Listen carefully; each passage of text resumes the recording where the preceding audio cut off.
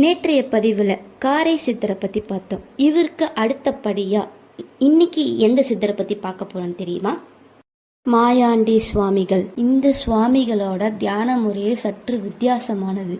யோகாவில் குக்குடாசனம் அப்படின்ற ஒரு யோக முறை இருக்கு. அந்த ஆசனத்தில் தான் இவர் தியானத்தில் அமருவாராம். மாயாண்டி சுவாமிகள் இளமையிலேயே யாவற்றையும் கற்று தெளிந்தவர் அப்படின்னு அந்த புத்தகத்தில் குறிப்பிடுறாங்க.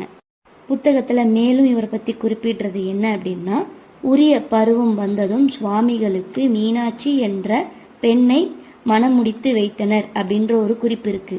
சுவாமிகளின் திருமணத்துக்கு பிறகு அவருக்கு ஒரு மகனும் மகளும் பிறந்தார்கள்.